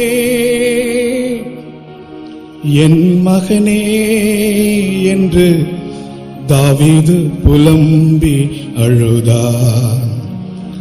என் மகனே என்று தாவீது புலம்பி அழுதான். தாவீதின் அரண்மனையில் ஒரு மேசையில் புசித்தவனே, தாவீதின் அரண்மனையில் ஒரு மேசையில் புசித்தவனே, வஞ்சனை தன் கொஞ்சம் சவுண்ட். தாவீதின் அரண்மனையில் ஒரு மேசையில் புசித்தவனே, வஞ்சனை தன் இதயத்தில் மறைத்து கபடமாய் நடந்தார். வஞ்சனை தன் இதயத்தில் மறைத்து கபடமாய் நடந்தார்.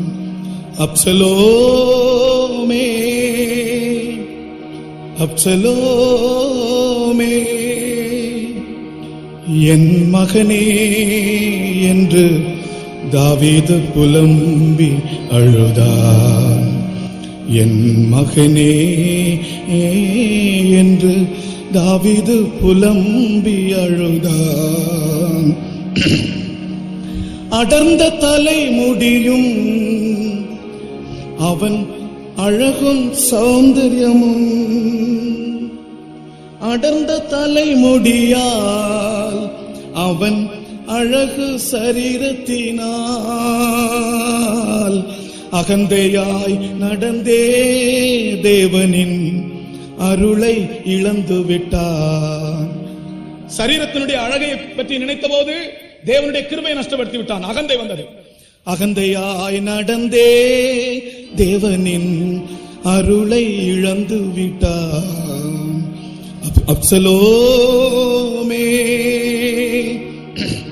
அப்சலோமே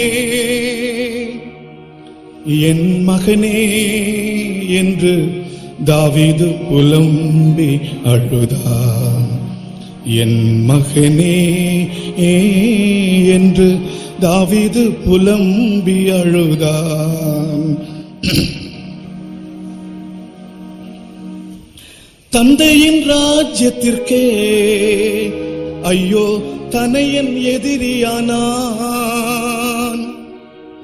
தந்தையின் ராஜ்யத்திற்கே ஐயோ தனையன் எதிரியானான். வஞ்சனை முத்தங்களால் ஜனத்தின் நெஞ்சினை கவர்ந்து கொண்டான். வஞ்சனை முத்தங்களால் ஜனத்தின் நெஞ்சினை கவர்ந்து கொண்டான். அப்சலோமே அப்சலோமே என் மகனே என்று தாவீது புலம்பி அழுதான். என் மகனே என்று தாவீது புலம்பி அழுதான். தேவனின் சகாயம் இல்லை, அங்கே சேவகர் சகாயம் இல்லை. தேவனின் சகாயம் இல்லை, அங்கே சேவகர் சகாயம் இல்லை. கோவேறு கழுதையுமோ ஓடிட கர்வாலி முள்ளில் தொங்கினான்.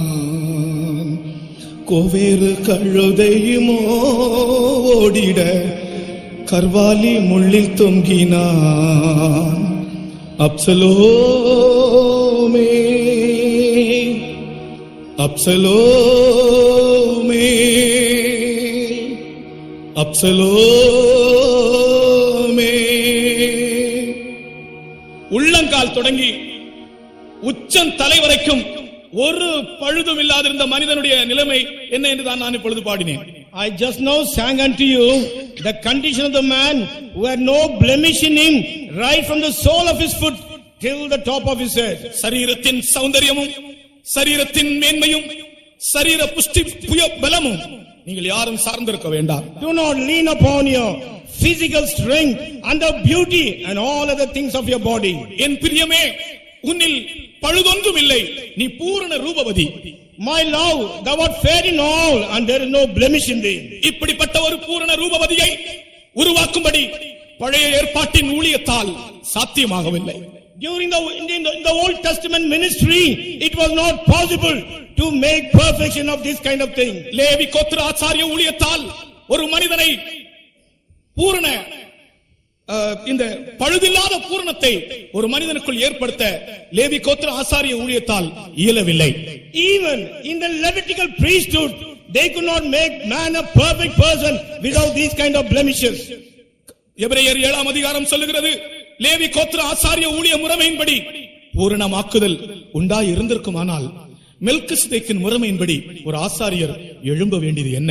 In the book of Hebrews it is mentioned all there, if there could be a perfection according to the Levitical priesthood, what is there for a priesthood in the order of Melchizedek to arise? எபிரேயர் 7ஆம் அதிகாரம் 11ஆம் வசனம்.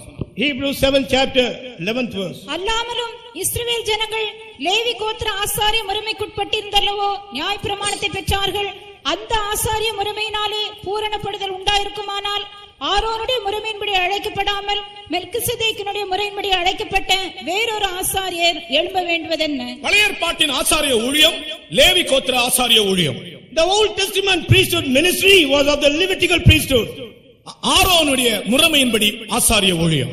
That is the priesthood according to the order of Aaron. பழைய ஏற்பாடு முழுவதும் ஆசாரிய ஊழியம் நடந்தது.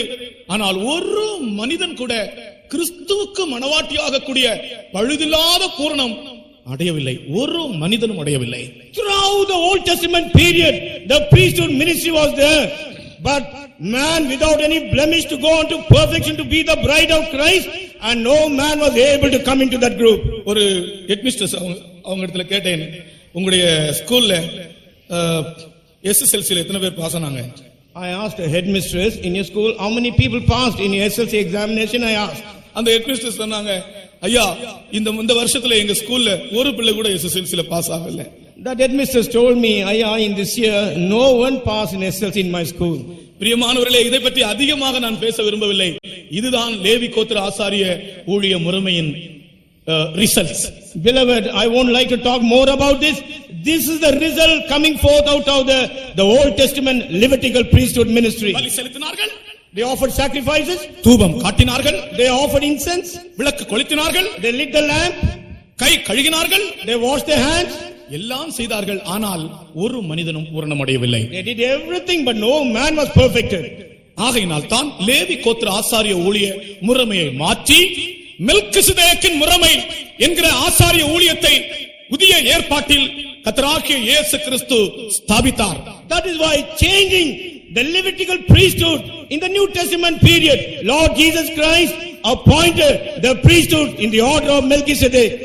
கர்த்தராகிய இயேசு கிறிஸ்துதான் அதன் பிரதான ஆசாரியர். Lord Jesus Christ was the high priest into that. புதிய ஏற்பாட்டில் ஆசாரிய ஊழியத்தின் முறைமையின் பெயர் மெல்கிசதேக்கின் முறைமை.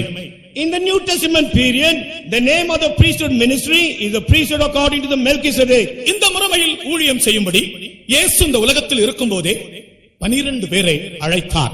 In order to conduct this ministry, Lord Jesus Christ, while he was in the earth itself, he appointed 12 people. அவர்களுக்கு அப்போஸ்தலர் என்று பெயரிட்டார். They were called as apostles. ஒருவன் தன் ஊழியத்தை இழந்தான். One man lost his ministry. அவனுடைய ஸ்தானத்தில் மத்தியா என்கிறவர் தெரிந்து கொள்ளப்பட்டார். In his place, Matthias was selected. கர்த்தருக்கு ஸ்தோத்திரம். Praise be to God.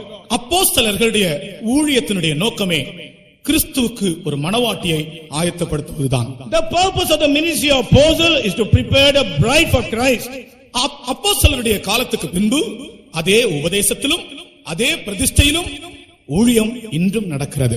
After the period of his apostles, even now with the same doctrine, with the same consecration, the ministry is going on. இந்த முறைமையிலே ஊழியம் செய்கிறவர்கள் எப்படிப்பட்டவர்கள்? People who do this ministry, what kind of people are they? அழைக்கப்பட்டவர்கள், they are called, அனுப்பப்பட்டவர்கள், they were sent, அபிஷேகம் பெற்றவர்கள், they were anointed, அன்னகர்கள், and they were eunuchs.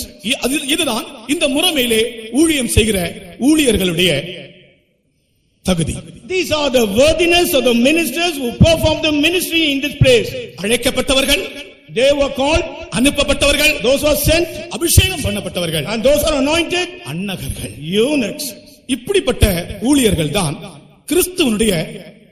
கிறிஸ்துவுக்கென்று ஒரு மணவாட்டியை, ஒரு மனிதனை கிறிஸ்துவுக்கு மணவாட்டியாக பழுதில்லாதவனாக நிறுத்த ஊழியம் செய்ய முடியும். These kind of people only can perform the ministry to present a man without any blemish as a bride before Christ. கர்த்தருக்கு ஸ்தோத்திரம். Praise be to God. ஆகையால் தான் அப்படிப்பட்ட ஒரு ஊழியத்திற்காக என்னையும் நான் கர்த்தருடைய கிருபையினாலே அர்ப்பணிக்க ஆண்டவர் எனக்கு ஒரு கிருபை தந்தார். For that kind of ministry God gave me grace even for me to surrender for that ministry. நான் முதலாவது எங்களுடைய மார்க்கத்திற்காக பயங்கர வைராக்கியம் உடையவனாய் இருந்தேன். For my religion I was very zealous in those days. இப்படிப்பட்ட ஊழியக்காரர்களை கண்டால் இவர்கள் ஏன் இப்படி எல்லாம் நடக்கிறார்கள் என்று நான் நினைப்பேன். When I used to see these kind of servants of God, I used to think, why are they behaving like this? ஆனால் கர்த்தர் அப்படிப்பட்ட ஒரு ஊழியத்தை எனக்கும் கிருபையாக தந்தார். But graciously God has given this kind of ministry also to me. கர்த்தருக்கு ஸ்தோத்திரம். Praise be to God. ஆகையால் மணவாட்டியை ஆயத்தமாக்க கூடியவர்கள் யார் என்பதை வசனத்திலிருந்து நீங்களே நிதானித்துக் கொள்ளுங்கள். From the word of God you yourself will understand who are the people who are worthy to prepare a bride. அடுத்ததாக இந்த மணவாட்டி எப்படிப்பட்டவள் என்று இன்னொன்று சொல்கிறேன். Secondly, I would like to tell you how this bride is. நமக்கு சமயம் மிகவும் சுருக்கமா இருக்கிறபடியால், because the time is very short. அப்போஸ்தலனாகிய யோவானுக்கு ஆண்டவர் சொல்லுகிறார், ஒரு தூதன் சொல்லுகிறார், இங்கே ஏறி வா, நான் ஆட்டுக்குட்டியானவருடைய மணவாட்டியை உனக்கு காண்பிக்கிறேன் என்று சொல்லுகிறார். Angel of God is telling the apostle John, you come hither, I will show you the bride of Christ who is the lamb. இங்கே ஏறி வா, come here, I will show you the bride of the lamb. என்று ஏறி வா என்று சொல்லி காண்பித்தது என்ன தெரியுமா? After telling him come hither, you know what did he show? அந்த புதிய எருசலேம் நகரம் அப்படியே இறங்கி வருகிறதை காண்பிக்கிறார். He showed the new Jerusalem, the city coming down from God out of heaven. இங்கே ஏறி வா, உனக்கு ஆட்டுக்குட்டியானவருடைய மனைவியை காண்பிக்கிறேன் என்று சொல்லி காண்பித்தது என்ன? மகிமையடைந்த புதிய எருசலேம் இறங்கி வருகிறதை காண்பிக்கிறார். The angel of God told unto apostle John, come hither and I will show you the bride of the lamb. You know what did he show? He saw the glorious Jerusalem coming down from heaven out of God. வெளிப்படுத்தின விசேஷம் 21ஆம் அதிகாரம் 9ஆம் வசனம்.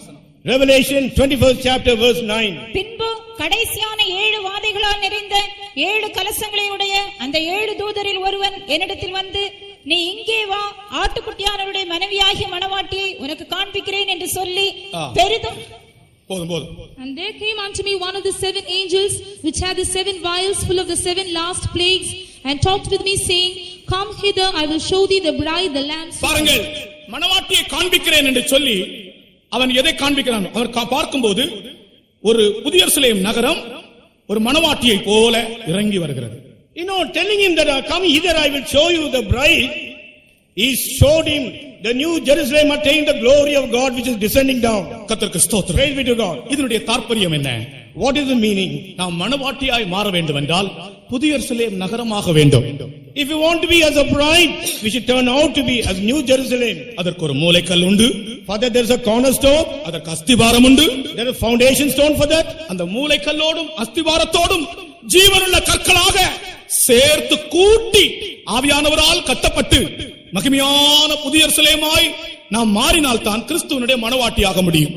Along with the cornerstone and the foundation stone, we as a lively stone, when we are fitly framed together, and that will turn out to be the glorious Jerusalem. இயேசு கிறிஸ்து அதற்கு மூலைக்கல்.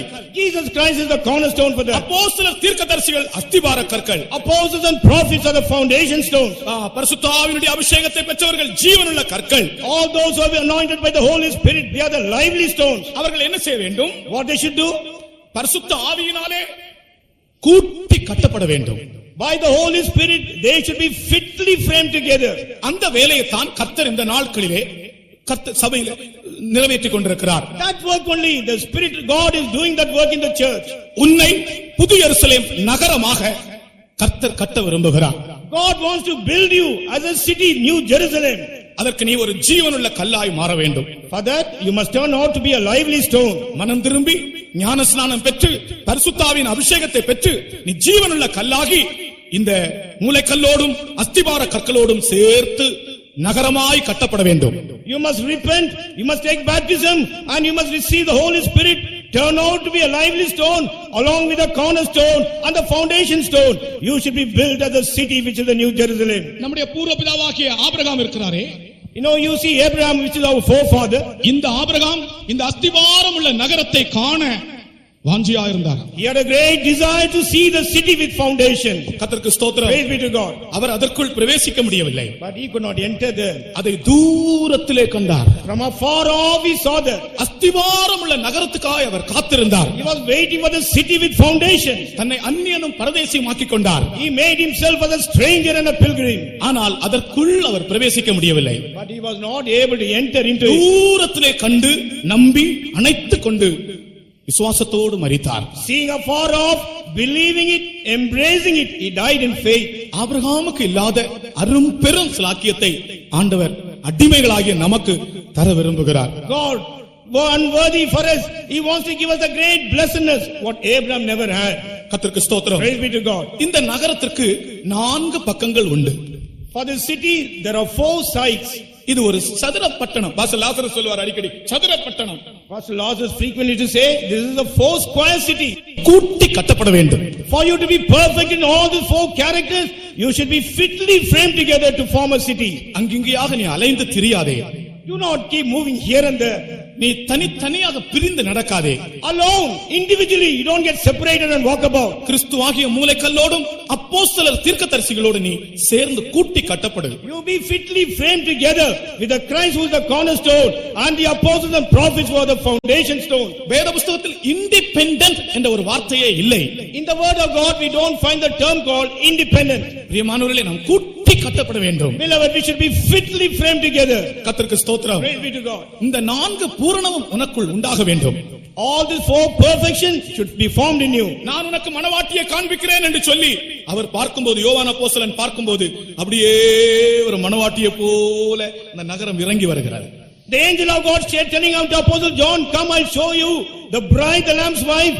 He sees the glorious city just coming down from heaven. அந்த வேலை தான் இன்றைக்கு சபையிலே கர்த்தர் செய்து கொண்டிருக்கிறார். That is the work what Lord is doing in the church these days. நீங்கள் கட்டப்படுகிறீர்களா? Are you being built? உங்களுடைய ஜீவியம் கட்டப்பட்டு கொண்டிருக்கிறதா? Is your life is being built? நான் பெங்களூருக்கு மாற்றப்பட்டு போனபோது, When I was transferred to Bangalore, இந்த அடையார்ல இருந்து நேரா பெங்களூருக்கு மாற்றப்பட்டு போனேன். from Adyar I was transferred to Bangalore. பெங்களூர்ல நான் போய் சேர்ந்தபோது ஒரு கட்டடத்தை கண்டேன். When I went and reached Bangalore, I saw a building. அஸ்திவாரம் போடப்பட்டு அப்படியே கொஞ்சம் பில்லர்களை எழுப்பி அப்படியே நிற்கிறது ஒரு multi story building. A multi-story building, the foundation was laid and the pillars merely standing, and that's it. பிரியமானவர்களே, எத்தனையோ வருஷங்கள் ஆகிவிட்டது, இன்றைக்கும் அந்த பில்டிங் அப்படியே தான் இருக்கிறது. Beloved, many years have passed by, the building is in the same condition. உங்களுடைய ஜீவியம் கட்டப்படுகிறதா? Is your life being built?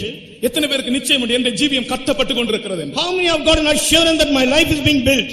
ஒரு கட்டடத்தை கட்டி குறிப்பிட்ட நாட்களுக்கு அந்த கட்டடத்தை முடிக்கிறது போல நம்முடைய ஜீவியத்தை ஆண்டவர் கட்டி எழுப்ப விரும்புகிறார். Starting the work of a building, in the appointed time the work of the building is completed. In a similar way, Lord wants to start the work and complete the work in our life. கர்த்தருக்கு ஸ்தோத்திரம். Praise be to God. புதிய எருசலேமாக கட்டப்பட விரும்புகிறவர்கள் கரங்களை உயர்த்தி ஒரு அல்லேலூயா சொல்லுவோம். Those who want to அல்லேலூயா. கர்த்தருக்கு ஸ்தோத்திரம். Praise be to God. மகிமை உள்ள ஒரு நகரமாய் கர்த்தர் நம்மை கட்டுகிறார். God is building us as a glorious city. அந்த புதிய எருசலேமுக்குள்ள ஒரு மகிமையான உயர்ந்த ஸ்தானம் உண்டு. அதுதான் சீயோன். In the new Jerusalem there is a glorious high place, that is Zion. அது ஆண்டவர் கர்த்தராகிய இயேசு கிறிஸ்துவினுடைய புது உடன்படிக்கையின் ஊழியக்காரர்களுக்குரிய இடம். That belongs unto the minister of the new covenant of Lord Jesus Christ. கர்த்தருக்கு ஸ்தோத்திரம். Praise be to God. அது ஒரு உயர்ந்த ஸ்தானம். That is a very high அது place. ஒரு மகிமையான ஸ்தானம். That is a glorious place. அதற்காக புது உடன்படிக்கையின் ஊழியக்காரர்களுக்காக கர்த்தர் அந்த ஸ்தானத்தை வைத்திருக்கிறார். For the ministers of the new covenant, God has kept that place. நாம் இந்த கடைசி நாட்களில் இந்த பூரணத்தை நமக்குள்ளே அடையும்படி நம்மை நாம் அர்ப்பணிப்போமாக. In these last days, let us surrender that this perfection may be accomplished in our life. அடுத்ததாக இந்த எடுத்துக்கொள்ளப்படுகிறதான அந்த கூட்டம் ஜனங்கள் அவர்கள் தேவபுத்திரர் என்று அழைக்கப்படுகிறார்கள். And next to that, the people of God were going to be called, they are called as the sons of God. அவர்கள் தேவபுத்திரர்கள் என்று அழைக்கப்படுகிறார்கள். They are called as the sons of God. கர்த்தருக்கு ஸ்தோத்திரம். Praise be to God. அவர்கள் தேவபுத்திரர் என்றால் அவர்களுடைய அனுபவம் என்ன? If they are called as the sons of God, what is their experience? அவர்களுடைய சகல சுபாவங்களிலும் பரிபூர்ணமாக்கப்பட்டு கிறிஸ்துவனுடைய பரிபூர்ணத்தை அடைந்தவர்கள். Being perfect in all the characters, they have attained the perfection of Christ. இந்த தேவபுத்திரருக்காகத்தான் சிருஷ்டிகள் காத்துக்கொண்டே இருக்கிறது. Unto the sons of God only, the entire creation is waiting. ஒரு பூனையை பார்த்து கேட்டால், ஏ பூனை நீ ஏன் எலி பிடிக்கிறாய் என்று கேட்டால், பாஸ்டர் பாபி அடிக்கடி சொல்லுவார், ஏ பூனை நீ ஏன் எலி பிடிக்கிறாய் என்று கேட்டால் அந்த எலி சொல்லுமா, உன்னால தான் நான் எலி பிடிக்கிறேன். You know, Pastor Bobby always used to tell the story, if you go and ask a cat, why are you going in search of a rat? It is because of you only I am searching you, he says, I believe. ஒரு பூனை இடத்துல நீங்க போய் கேளுங்க, ஏ பூனை, கெட்ட பூனை, நீ ஏன் எலி பிடிக்கிறாய் என்று கேட்டால் அது சொல்லுமா, நேரா ஒரு பதில் ஆன்சர், ஸ்ட்ரெயிட் ஃபார்வர்ட் ஆன்சர் சொல்லுமா, உன்னால தான் நான் எலி பிடிக்கிறேன். You know, if you go and ask the cat, why are you catching the rat? The cat will reply, because of you only I am doing this. நீ தேவபுத்திரனாய் மாறினால் நானும் எலியும் ஃப்ரெண்ட்ஸ் ஆயிடுவோம். If you become the sons of God, I and the rat will become the friends. கர்த்தருக்கு ஸ்தோத்திரம். Praise be to God. நமக்குள்ள இருக்கிறதான விழுந்த மனுஷனுடைய சுபாவங்கள் முற்றிலும் அகற்றப்பட்டு தேவபுத்திரராய் அந்த பரிபூரணத்தை நாம் அடையும் போது சிருஷ்டிகளுக்குள் இருக்கிற அந்த சத்துருத்துவம் நீக்கப்படுகிறது. When the character of fallen man is removed from us, and when we attain the perfection of Jesus Christ, the entire creation, the enmity is removed. கர்த்தருக்கு ஸ்தோத்திரம். Praise the Lord. அந்த வேலையை தான் கர்த்தர் நமக்குள் செய்து கொண்டிருக்கிறார். That same work now Lord is doing in us. ஆதியிலே ஏதேன் தோட்டத்தில் இருந்த ஒரு பரிபூரணத்தை கர்த்தர் உருவாக்க விரும்புகிறார். The perfection which was in the earlier time in the Garden of Eden, God wants to accomplish it now. இதே பூமியிலே ஏதேனின் பரிபூரணம் உண்டாக்கப்பட்டு கர்த்தராகிய இயேசு கிறிஸ்துவோடு மறுரூப சரீரத்திலே 1000 வருடம் நாம் ஆட்சி செய்ய வேண்டும். இந்த பூரணத்தை இந்த பூமியிலே அது காண வேண்டும். On this very earth, the Edenic perfection may be formed in our transformed body along with Lord Jesus Christ.